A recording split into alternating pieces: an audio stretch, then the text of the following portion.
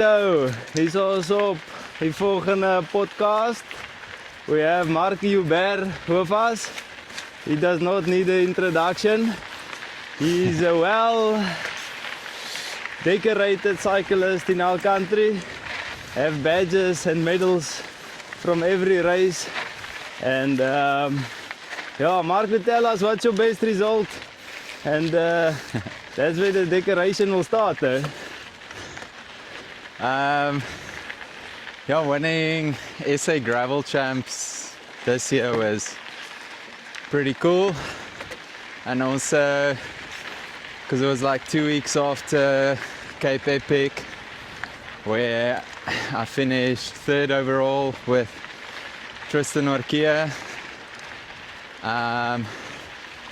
So that was cool, and we had a good ride at Epic, riding in setting the pace, and I mean, it's always a nice feeling to do a race and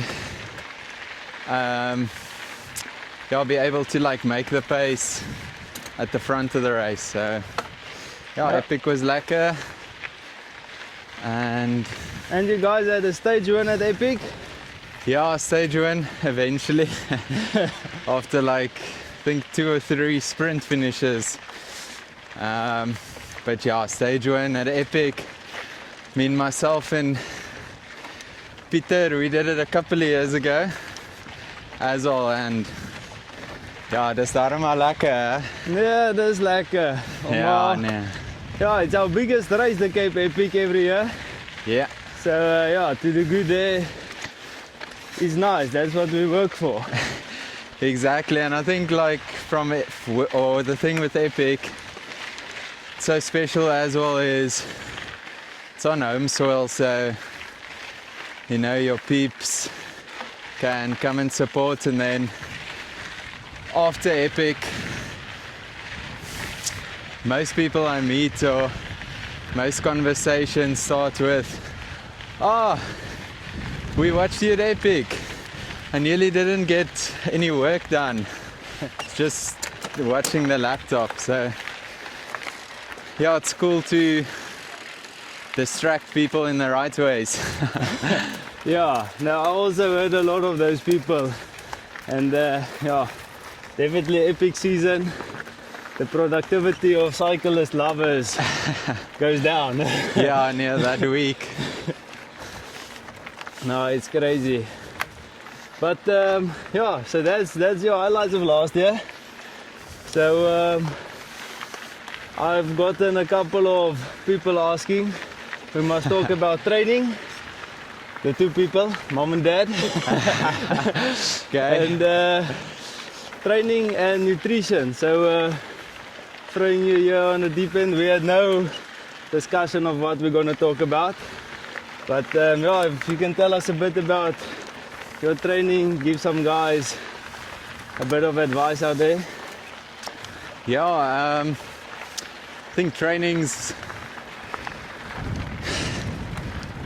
every guy I've raced against or spoken to, everyone's sort of on their own programs, and I think that just highlights that training is a very individual thing you need to figure out for yourself.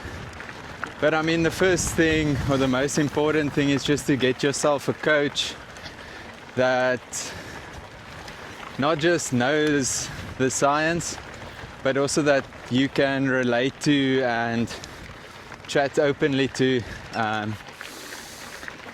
Because the whole goal with training is to obviously improve your strengths, but also work on your weaknesses. And if you're not honest enough with yourself and the coach, you won't be able to figure out the weaknesses. That's fact. Yeah. And training wise also depends on the time of the year. Currently we call it base training, so I'm in that phase. Doing a lot of gym work and just a lot of hours, not any intervals, but doing 25 hours a week, next week's 30 hours. So 30 hours a week. Is that including gym or just on the bicycle? just on the bike. But I mean, in that week I won't go to the gym. It will be probably too much. Maybe once if I find a gap. But at home I do some like core exercises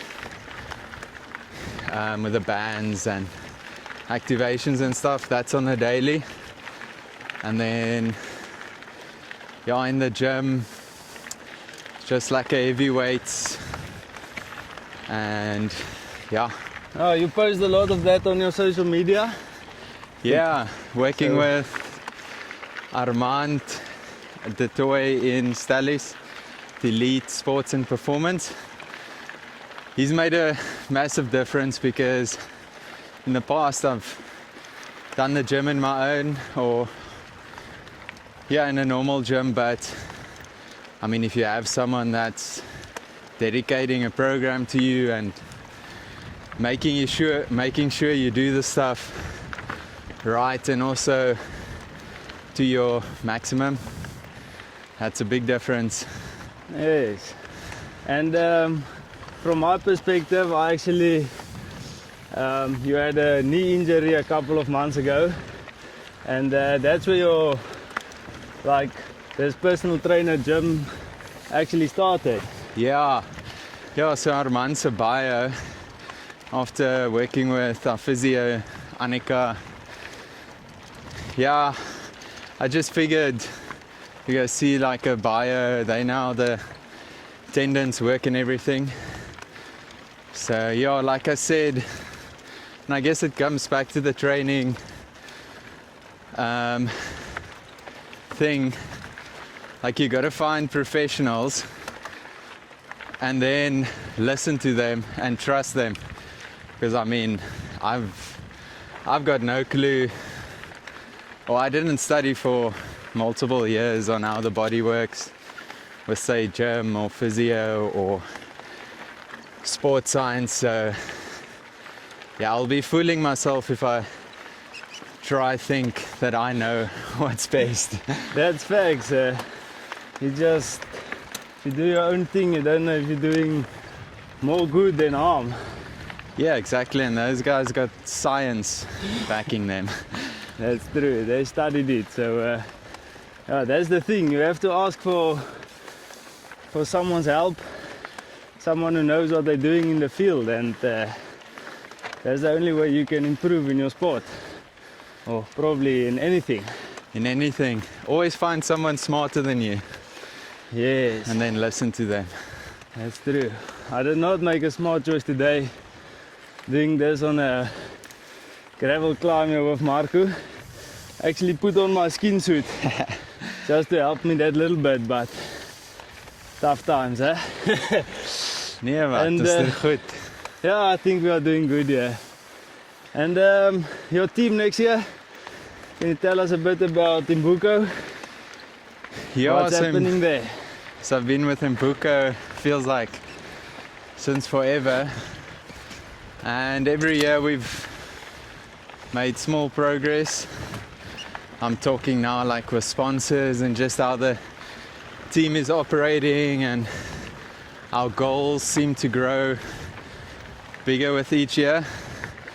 And next year I feel like we've got a super nice setup, very professional, and we've merged with the Toyota Specialized setup.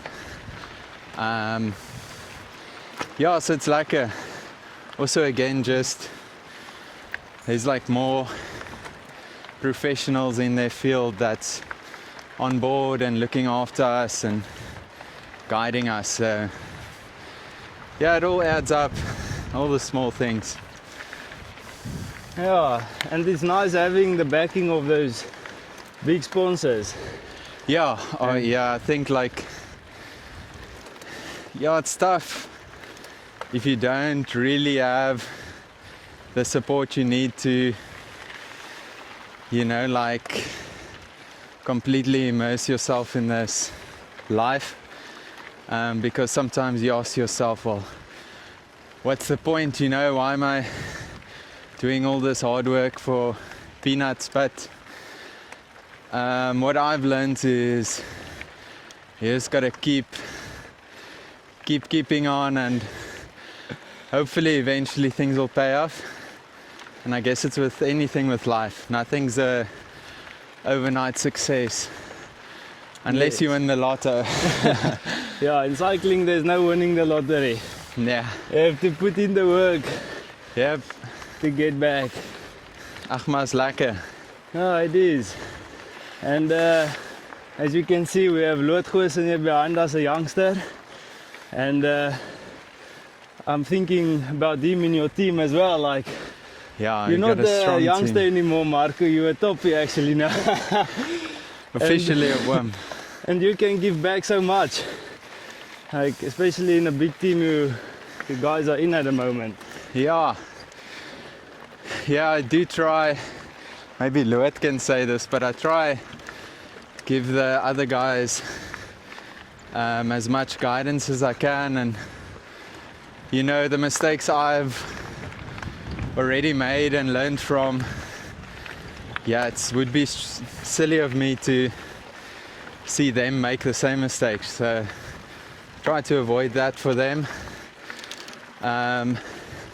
Also, I've never been in a team where there's been like this, you know, someone with a lot of experience that's guiding you. So, I mean, yeah, I want to give them that opportunity, because that's something I definitely think would have helped me in the past. But, here we are.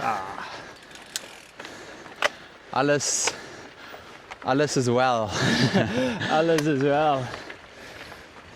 Oh, let's get through this, but catching some traffic on the steepest part of our climb, that's always fun. But yeah, Julle bietjie braai vanmiddag. I say, hello, got the guys cutting some wood. Yeah, give you some stats here. My heart rate 160, 330 watts, 55 cadence. Like feeling like an interval. Joining Marco for a potgooi. But it will steady out a bit here now. Nee, maar jy praat nog lekker. What's your stats there, Marco? Let me stop talking. 130 heart rate, 200 watts now, but on the climb it was like 240. I think I must one day get myself an e-bike, and then we're gonna do a interval talk. Yeah. But with Marco, I think it's gonna be a motorbike, eh? So, what else do you want to share us, eh? Nutrition. Yeah, but I think there's so much info out there on what you should eat and stuff, but I must say, I think, I still see it with a lot of guys. The cyclist, I've definitely changed a lot, but people have this notion that you always want to feel as little as possible during training, because this whole weight loss thing and power to weight. But yeah, if you don't feel you're training properly, you're not going to be able to maximize every day. And that's the game. Every day needs to be a good day on the bike. And then eventually, if you look back at the year, it's like compound interest.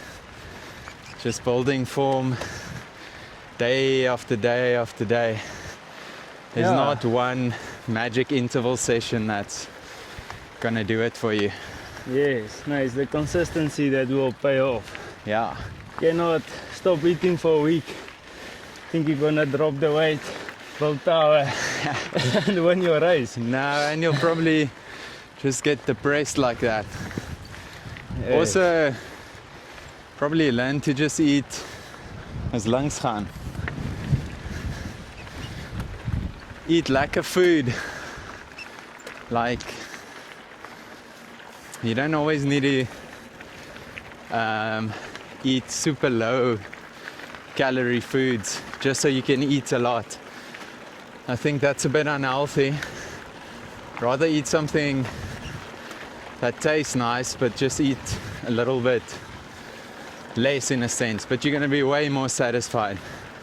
Trust. Yeah, that's true. Your Bland mental health food. is Yeah, exactly. more important than... Yeah, if you don't get to a race feeling stoked and happy to be there and ready to give 120%, then you've done something wrong. Yes, that's true. And yeah, as we approach the finish of this hill, tell us a bit more about yourself, your hobbies. Whoa! Almost had a fall. Hobbies. Yeah, I like to do my training and be switched on 100% during that time, but then also like forget about the bike until the next day. So I like going on hikes, swims in Bainskloof, surfing. I love surfing and the ocean, so that I always try get in when I can. Yeah. Yes, I love a potjie. A lekker potjie day. Yeah, Marco is quite the potjie course maker. I can approve of that. Yeah, and yeah, we've had a couple of good dinner parties. Myself, Pieter, Danel, Wessel. I think it helps to get yourself a crew and send it on and off the bike. Flat out. Yeah. And this is that. Or Yeah. is there anything else, eh? Yeah, that's my life story. Train hard. Sleep Rest- hard. Eat hard. Rest hard. Alright, we're gonna do this trail now. Ciao. Ciao, julle.